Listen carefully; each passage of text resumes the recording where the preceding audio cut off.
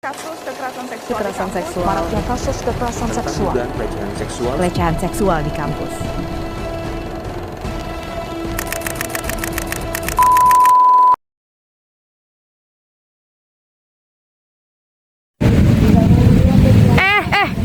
Emang siapa? Nama saya Marisa Manur Pakasarina, saya dari Fakultas. Hai, saya Agatha Panji Salevi dari Fakultas Hukum. Hai, saya Hafiara Bila dari Fakultas Teknik.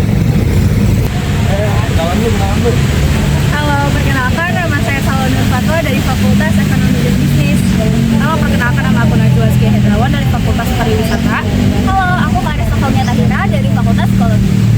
Halo, aku Ardi Rama Reza dari Fakultas Ekonomi dan Bisnis. Halo, nama saya Hilmi Ahmad Abiyu dari Fakultas Teknik.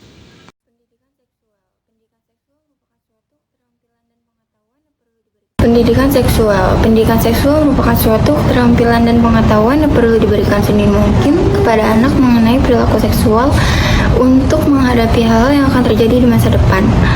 Seiring bertambahnya usia serta membentuk karakter dan pola perilaku agar mampu terhindar dari perilaku-perilaku yang beresiko terhadap pelecehan seksual maupun perilaku seksual yang menyimpang.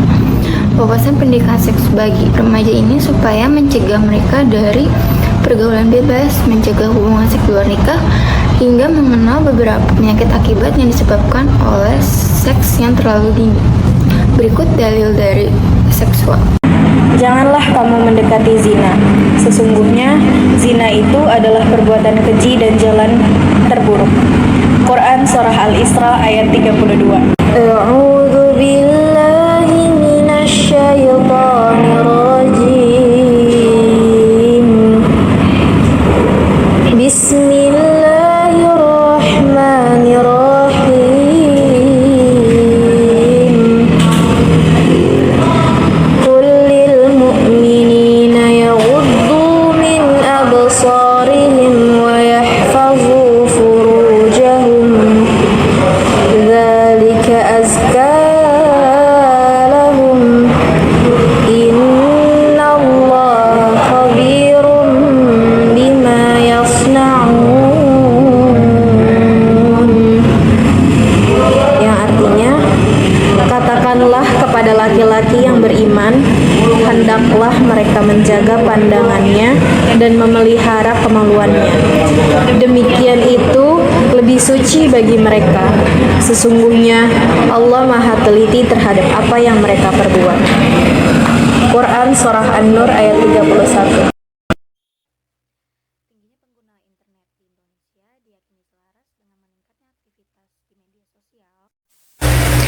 Tingginya pengguna internet di Indonesia diyakini selaras dengan meningkatnya aktivitas di media sosial, khususnya Instagram. Di tahun 2019, Indonesia menjadi peringkat 4 menjadi pengguna Instagram terbesar di dunia. Namun, permasalahan yang harus dihadapi pada era tersebut juga semakin besar, di mana kasus pelecehan seksual secara verbal di media sosial, khususnya Instagram kita, kian marak terjadi pada akhir-akhir tahun ini. Data dari Komnas Perlindungan Perempuan atau Komnas Perempuan menjelaskan kekerasan berbasis gender cyber atau bisa disebut dengan pelecehan seksual secara verbal di media sosial menunjukkan angka pengaduan naik di tahun 2020 dari tahun sebelumnya sebesar 40%, yang bisa menjadi sebuah peringatan akan maraknya pelecehan seksual secara verbal di media sosial dan di kalangan umur bermain media sosial. Dalam penelitian ini memiliki tujuan untuk menunjukkan fenomena baru dalam pelecehan seksual, yang dimana pelecehan seksual ini terjadi secara verbal dan di media sosial, serta korban mengalami victim blaming dalam kasus pelecehan seksual secara verbal di media sosial yang menimpanya. Penelitian ini dibangun berdasarkan data-data yang diperoleh melalui wawancara langsung terhadap korban pelecehan seksual secara verbal di media sosial, khususnya pengguna Instagram, dan dimonasi oleh kaum perempuan serta ditunjang bersama bahan-bahan literatur yang dianalisis melalui teori victim blaming. Salah satu contoh kasusnya terdapat seorang wanita yang memiliki hobi atau pekerjaan menjadi seorang cosplayer atau orang yang gemar menggunakan pakaian seperti tokoh animasi dari Jepang. Ia mengalami pelecehan seksual secara verbal pada kolom komen Instagram yang dia miliki. Kasus ini diambil dari jurnal Esensi Cosplayer Perempuan Menghadapi Pelecehan Seksual di Media Sosial Instagram.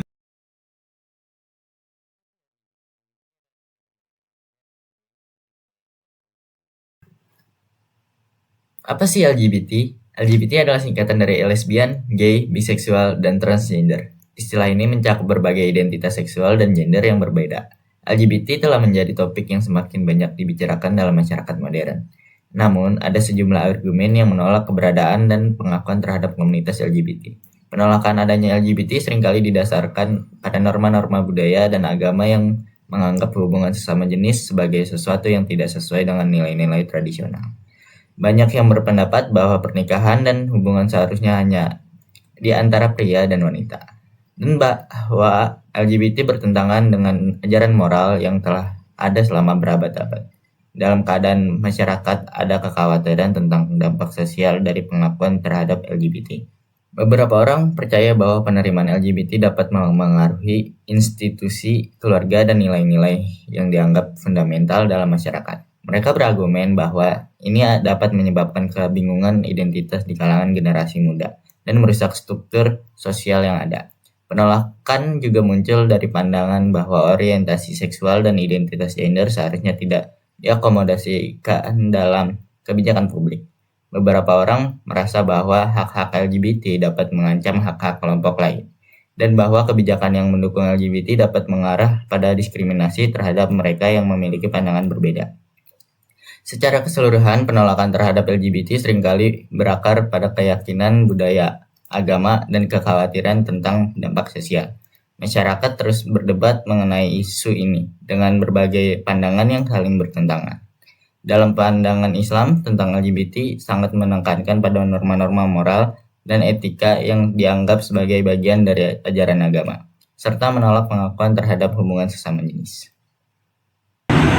Dan kami juga telah mengutus Lut ketika dia berkata kepada kaumnya, "Mengapa kamu melakukan perbuatan keji yang belum pernah dilakukan oleh seorang pun sebelum kamu di dunia ini? Sungguh, kamu telah melampiaskan syahwatmu kepada sesama laki-laki, bukan kepada perempuan. Kamu benar-benar kaum yang melampaui batas." Dan jawaban kaumnya tidak lain hanya berkata, "Usirlah mereka, Lut dan pengikutnya, dari negerimu ini. Mereka adalah orang yang menganggap dirinya suci." Quran Surah Al-A'raf ayat 80-82.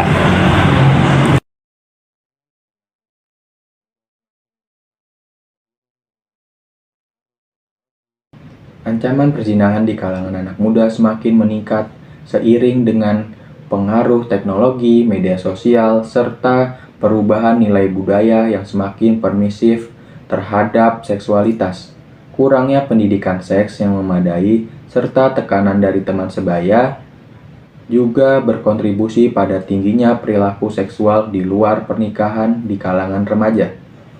Perzinahan dapat menyebabkan dampak negatif baik secara psikologis, fisik, maupun sosial, seperti trauma emosional, penyebaran penyakit menular seksual, hingga kerusakan reputasi dan hubungan sosial. Oleh karena itu, pendidikan moral yang baik, pengawasan orang tua, serta peran penting aktif masyarakat sangat penting untuk mencegah perilaku tersebut dan menjaga generasi muda agar terhindar dari perzinahan.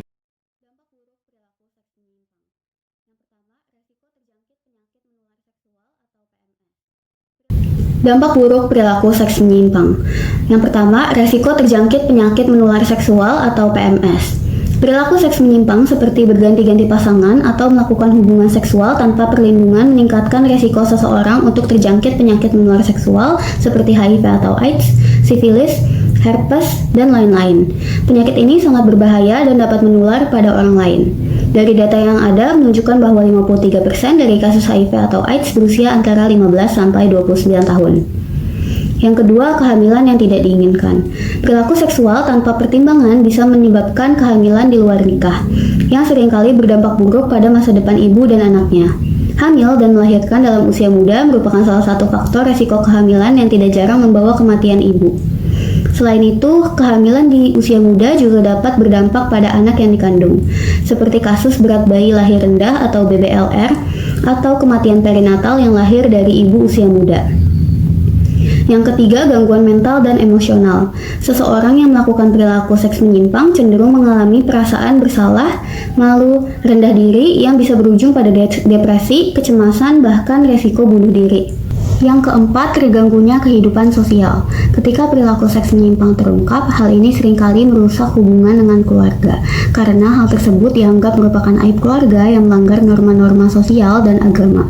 Penghakiman sosial terus meresap dan tersosialisasi dalam diri individu, dan hal tersebut dapat mengganggu kelancaran kehidupan sosial seseorang.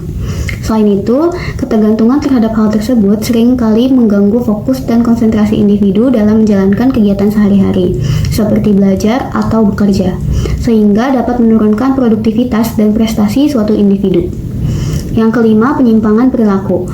Orang yang terlibat dalam perilaku seksual yang menyimpang lebih mungkin mengembangkan kebiasaan lain yang beresiko, seperti penggunaan narkoba, konsumsi alkohol yang berlebih, dan tindakan kekerasan. Secara keseluruhan, perilaku seks menyimpang tidak hanya beresiko bagi kesehatan, tetapi juga dapat merusak masa depan seseorang dalam berbagai aspek kehidupan. Berikut terdapat dalil yang berhubungan dengan materi yang telah saya jelaskan. Bismillahirrahmanirrahim. Ma min zambi ba'da syirki a'zamu indallah min nutfatin wada'aha rajulun fi rahimi la yuhillah. Tidak ada dosa yang lebih berat setelah syirik di sisi Allah dari seorang laki-laki yang menaruh spermanya di dalam rahim wanita yang tidak halal baginya. Hadis riwayat Abi Dunya.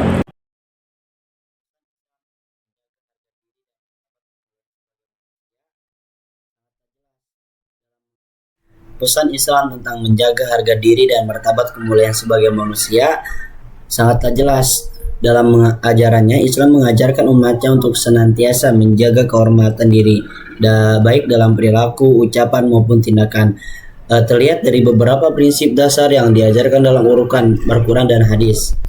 1. Kehormatan diri dalam Islam sangat menekankan pentingnya menjaga harga diri. Dalam Al-Quran Allah berfirman, dan orang-orang yang beriman dan beramal soleh, mereka itu adalah sebaik-baiknya makhluk.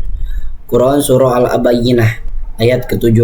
Ayat ini menegaskan bahwa kemuliaan seseorang sangat terletak pada iman dan amal soleh, bukan pada kekayaan, status sosial, ataupun hal-hal duniawi lainnya. 2.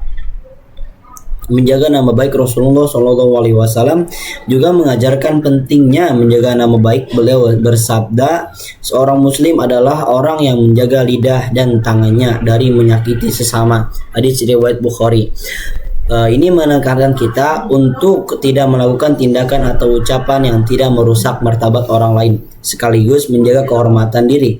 Ketiga, menghindari perbuatan yang merendahkan martabat Islam, melarang perbuatan yang dapat merendahkan martabat manusia, baik itu berupa perbuatan tidak adil, penindasan, atau penghinaan terhadap orang lain. Dalam surah Al-Hujurat ayat 11, Allah memperingatkan umat Islam untuk tidak saling mengejek atau menghina atau merendahkan orang lain. Wahai orang-orang yang beriman, janganlah suatu kaum mencemooh kaum yang lain. Boleh jadi mereka yang dicemooh lebih baik dari mereka yang mencemooh. Keempat, menghargai hak setiap individu. Islam juga mengajarkan untuk menghargai hak-hak individu sebagai bagian dari menjaga martabat, misalnya dalam hak atas perilaku yang adil dan tidak diskriminatif, sebagaimana diungkapkan dalam banyak hadis di mana Rasulullah SAW menegaskan bahwa tidak ada perbedaan antara orang Arab dan non-Arab, kulit hitam dan putih, serba kaya dan miskin di hadapan Allah kecuali berdasarkan ketakwaan mereka. Kelima, pemeliharaan harga diri dalam kesulitan. Islam juga mengajarkan untuk menjaga harga diri bahkan dalam kesulitan ataupun kemiskinan. Rasulullah SAW bersabda, sesungguhnya Allah tidak melihat rupa dan harta kalian, tetapi Dia melihat hati dan amal kalian. Hadis riwayat Muslim. Ini menunjukkan bahwa martabat seorang hamba tidak bergantung pada keadaan materi, tetapi pada akhlak dan ketakwaannya. Secara keseluruhan, Islam sangat menekankan pentingnya menjaga harga diri dan martabat, tidak hanya untuk diri sendiri, tetapi juga untuk orang lain. Keimanan, akhlak mulia, dan saling menghormati adalah landasan utama dalam menjaga kemuliaan sebagai manusia.